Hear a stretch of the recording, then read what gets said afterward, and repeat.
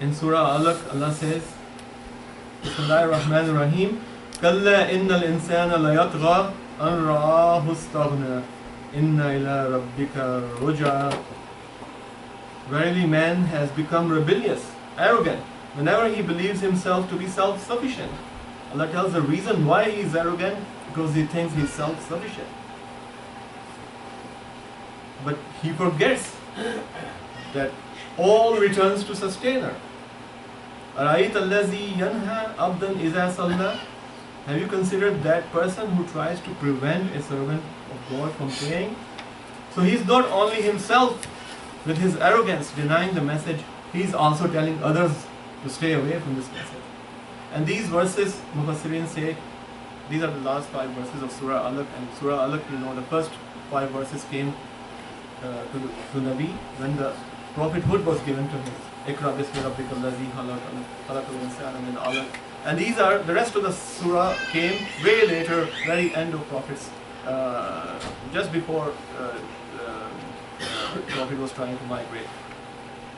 And Mufassirin says these verses were specifically came for Abu Jahl, who was uncle of the prophet, and he was the one who used to hinder practice of Islam around the Kaaba, and he used to beat Muslims who tried to worship there from his arrogance, and he was the worst enemy of Islam. And Allah recognizes this, his attitude of arrogance in this surah, just like he recognizes the attitude of Abu Lahab in Surah Lahab. So my brothers and sisters, despite all these great blessings around us, the creation, the things given to us, and also having knowledge of it, people deny the truth, and they are unthankful. There is lack of gratitude towards Allah Mighty, and this is a disease of heart, and this keeps on making this man more arrogant and rebellious. So this is the very definition of kufr, when you see a thing but you deny it. You know it's true but you want to deny it because you feel like whatever you think is better and you are self-sufficient. Allah says that what He will do to such people, سَأَصْرِفُ عَنْ آيَاتِ الَّذِينَ يَتَكَبَّرُونَ فِي الْأَرْضِ بِغَيْرِ الْحَقِّ, who turn away without any right, He will not guide them. Their heart becomes dark, nothing affects them. The more they will become arrogant, the more the message will not affect them. They will go against their own cry. The very cry comes out of their own soul, the soul which has witnessed the God Himself. In Alam al-Arwah, when it was asked, Alasta birabbikum qalu bala, they go against their own soul. For these people, Allah mentions in the very earlier ayah of the same surah, Surah Araf, إِنَّ الَّذِينَ كَذَّبُوا بِآيَاتِنَا وَاسْتَكْبَرُوا عَنْهَا. Verily, those who give the lie to our message and scorn them with their arrogance. اسْتَكْبَرُوا عَنْهَا لَا تُفَتَّحُ لَهُمْ أَبْوَابُ السَّمَاءِ وَلَا يَدْخُلُونَ الْجَنَّةَ حَتَّى يَلِجَ الْجَمَلُ فِي سَمِّ الْخَيَاطِ وَكَذَلِكَ نَجْزِي الْمُجْرِمِينَ. For these people, gates of heaven will not open, and they will not enter the paradise any more than a camel can pass through a needle's eye. So Allah gives this metaphor, just like a camel cannot pass through a needle's eye. People who have arrogance in their heart, they will not enter the paradise. It's that difficult it is for them. Have you ever imagined why arrogance is made a conditional to not to have to enter paradise, in addition to belief in one God? This is a condition. If you have arrogance in your heart, you will not enter paradise. Because the first ever sin that was committed ever in history was arrogance. All the angels, they prostrated when God asked them, when He made the man from clay, to go against Adam alayhi salam, except who? Iblis, Shaitan. What he showed? Arrogance, the first ever sin. He didn't commit shirk, he showed the arrogance. What he said? أَنَا خَيْرٌ مِّنْهُ خَلَقْتَنِي مِنْ نَارٍ وَخَلَقْتَهُ مِنْ طِينٍ. He said, I am better than him. You have created me out of fire, and him out of what? Out of play. Already he's showing this racism. This was the first racism. Out of what? His own arrogance. Astakbaru wa kana min al-kafirin. He glorified in his arrogance and thus became who? One of those who deny the truth. So what God said to him? قال فأخرج منها فإنك رجيم وإن إليك لعنتي إلى يوم الدين. So get out from here. He told him, from this paradise, because you will be cursed, and my rejection shall be for you till the day of judgment. And then لأن جهنم منك وممن تبعك منهم أجمعين. Most certainly will I fill hell with you and all those who follow you all together. So what's the message? When someone thinks that he or she is better than others, this is the very definition of arrogance. That's what Satan thought of himself and was thrown out of the paradise and condemned forever. And it's Allah's law that He will do to humans the same what He did to him, who show arrogance, especially to His message, to His truth, this book. Hadith, I'm narrating, وعن عبد الله بن مسعود عن النبي صلى الله عليه وسلم قال لا يدخل الجنة من كان في قلبه مثقال ذرة من كبر. Abdullah bin Mas'ud who reports, Prophet ﷺ said, he who has in his heart even an ant's worth, an atom's worth, mithqal dharratin, weight of arrogance, will not enter paradise. Qala rajul, so a man asked, an rajula yuhibbu an yakuna sawbahu hasana wa na'luhu hasana. What about if a man likes to wear beautiful clothes and beautiful shoes? So what Messenger answers, Inna Allaha jamilun yuhibbul jamal. Allah is beautiful, He loves beauty. So it's okay to do that, to wear nice clothes, or all the blessings you have been given, to use them. But because of these blessings and clothes and shoes and whatnot in your life, if you become arrogant, that's the disease of heart. So he explains further, Al-kibru batrul haq wa ghamtun nas. Arrogance means you ridicule and reject the truth and despise people. When Abdullah bin Mas'ud heard this from Prophet ﷺ, he cried for a long time. And I was reading this last night and I did too. Allah and His Rasul ﷺ do not give any excuse for this arrogance. None whatsoever. And why it should be.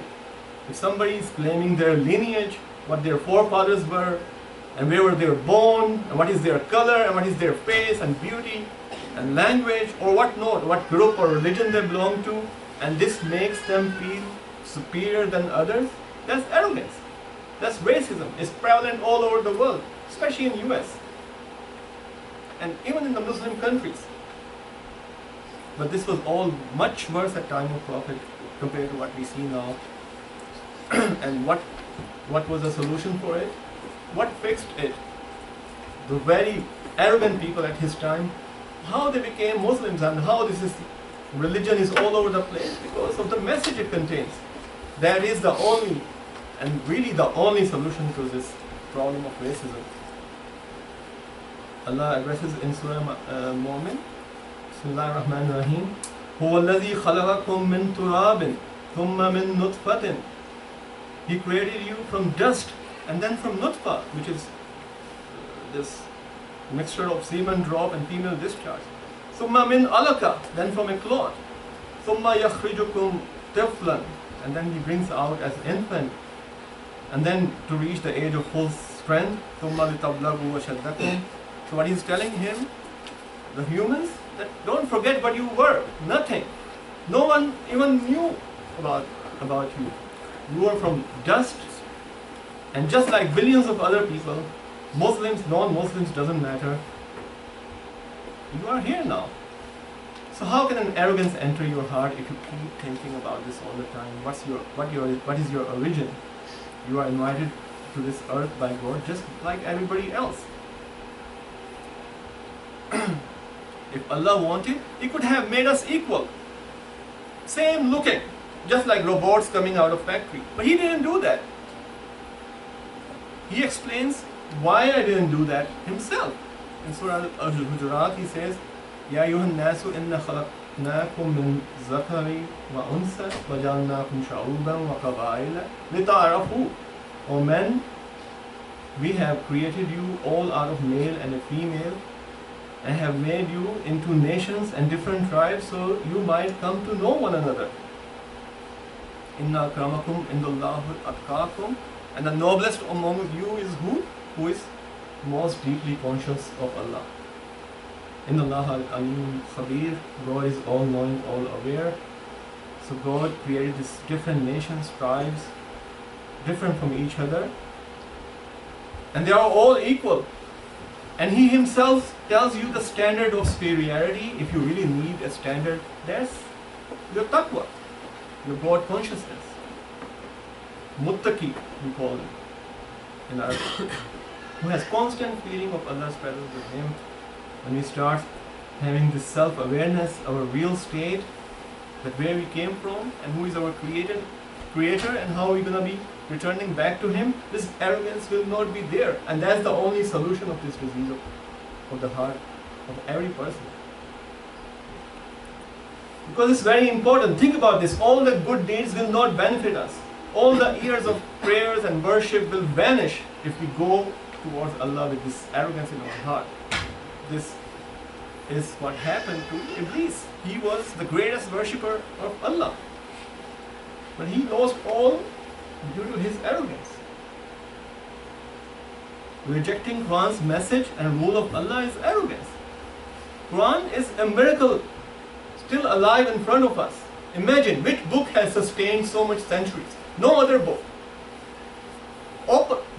Bring even one example which has sustained 14+ years and which has been memorized by heart, word by word, by millions of Muslims. And 1/3 of the world population is following it.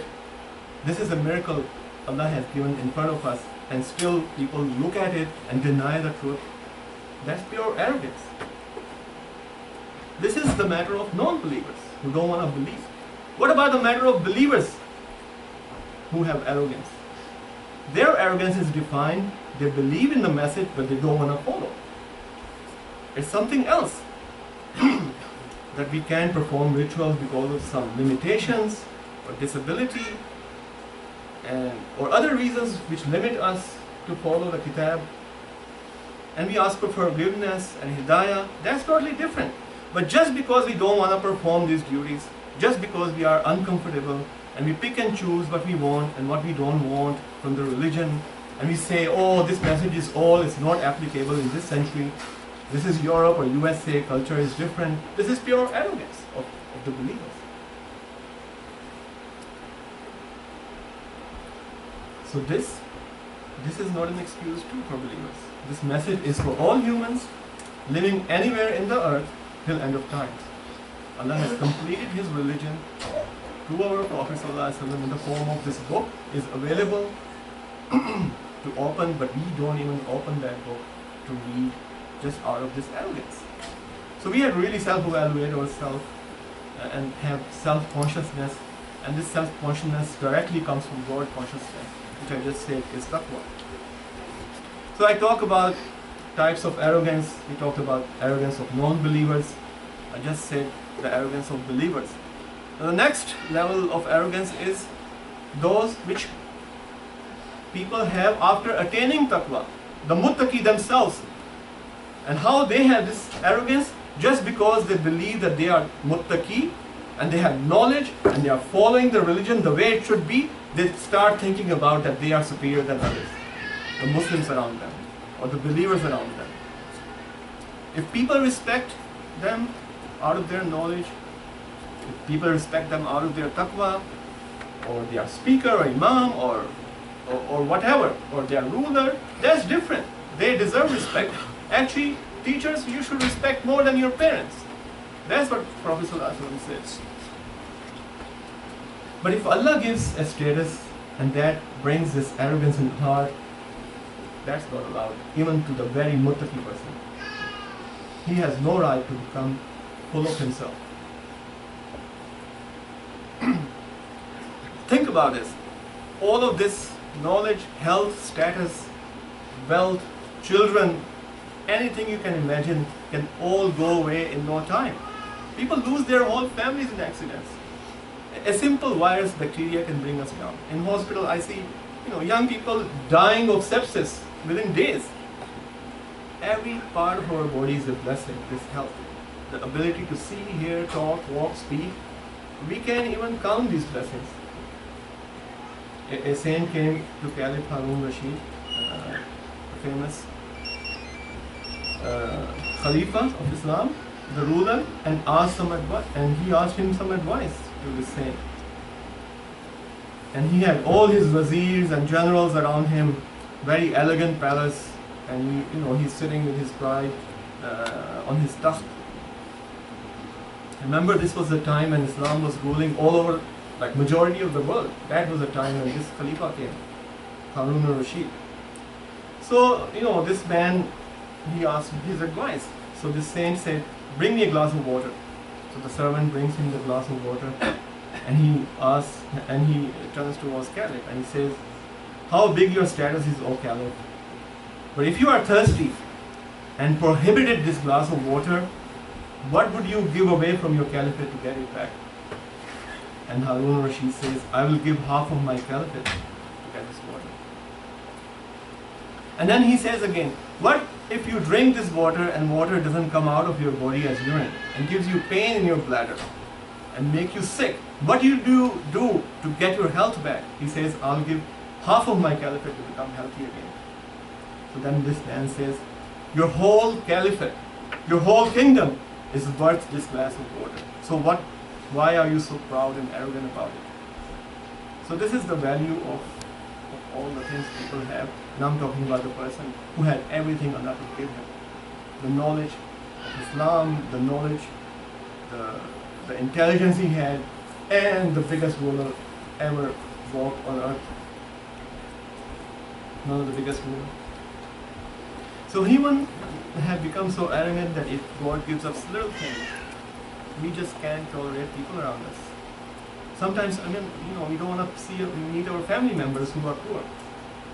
If Allah has blessed Muslims and guided us, we look at other Muslims like who are trying to learn their religion with like inferiority, and we label them kafir right away if they do something wrong. This is not what Prophet ﷺ did. Imagine if he had done this, not a single person would have followed him. Not even one person would have become Muslim if he would have shown that arrogance, because he was given all the knowledge right away without even asking. That didn't make him any more arrogant.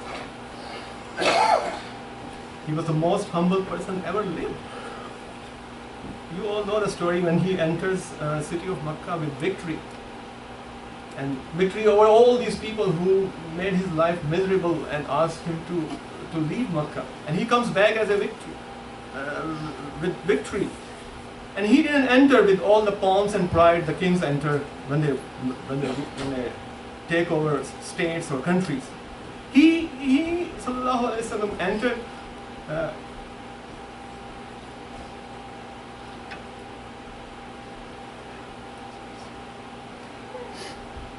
with his head bowing way below his camel's base of his neck when he enters with this humility.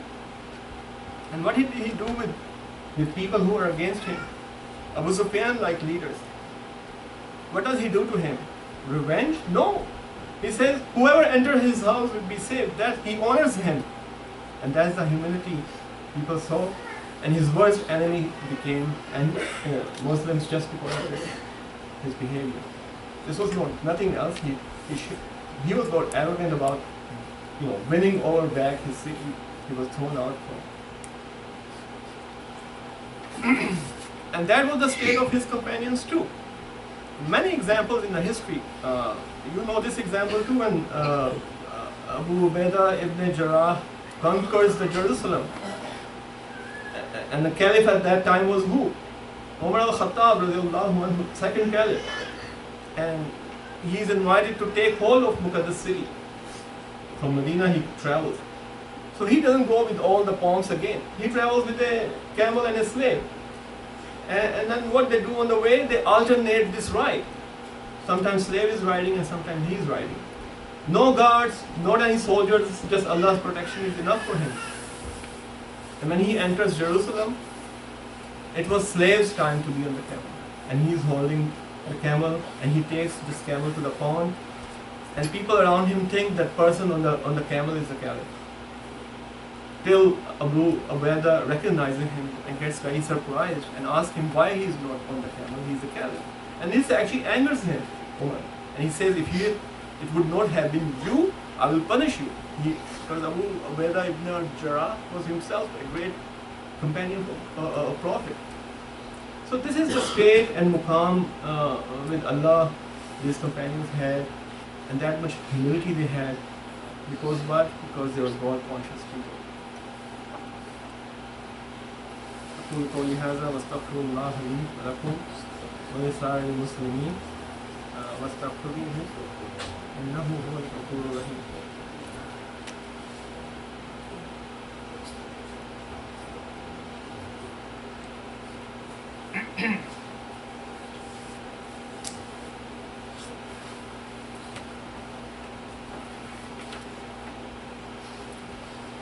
So this God consciousness I'm talking about can only come with purification of soul.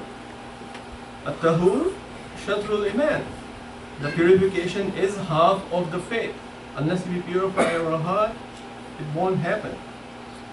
Imam Ghazali rahmatullah alayhi said, when Prophet sallallahu alaihi wasallam mentioned this purification is half of faith, he was actually mentioning purification of your soul.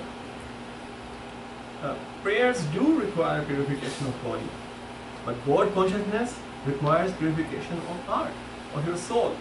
And the question is, how can one purify their heart?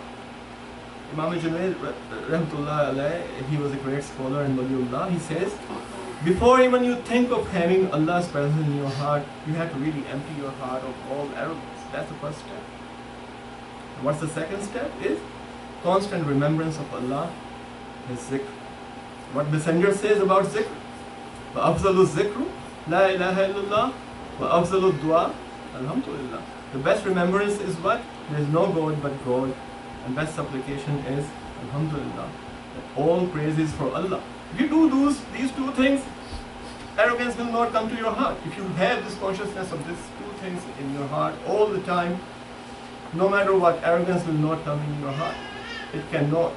That's the medicine of this disease. And Allah promises this. And Allah honors such people by calling them what? Ibadur Rahman. He explains them. In Surah Al-Furqan, Bismillahir Rahmanir Rahim, wa ibadur Rahman allazina yamshawna ala al-ardi hawna.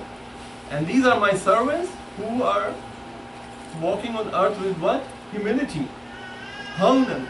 وَإِذَا خَاطَبَهُمُ الْجَاهِلُونَ قَالُوا سَلَامًا. You know the rest of the ayah. قَالُوا سَلَامًا. And when foolish address them, they reply with peace. Salama. وَالَّذِينَ يُبِيتُونَ. Definition of Ibadur Rahman. وَالَّذِينَ يُبِيتُونَ لِرَبِّهِمْ سُجَّدًا وَقِيَامًا. And those who spend their night in worship and prostrating and standing. These are His people. May Allah guide us. May Allah make us one of Ibadur Rahman, His closest people. Take this evil of arrogance out of our hearts, so light of His religion can enter our hearts. May Allah save us from Azabul Qabr, the torment of grave. Make our day easy for us on the day of resurrection and judgment, and grant us His mercy and closeness. In Allah وملائكته يصلون على النبي يا أيها الذين آمنوا صلوا عليه وسلموا تسليما. إن الله يأمر بالعدل والإحسان وإيتاء ذي القربى وينهى عن الفحشاء والمنكر والبغي يعظكم لعلكم تذكرون. اذكروا الله واستغفروه ويغفر لكم وتقوه وأقيموا الصلاة.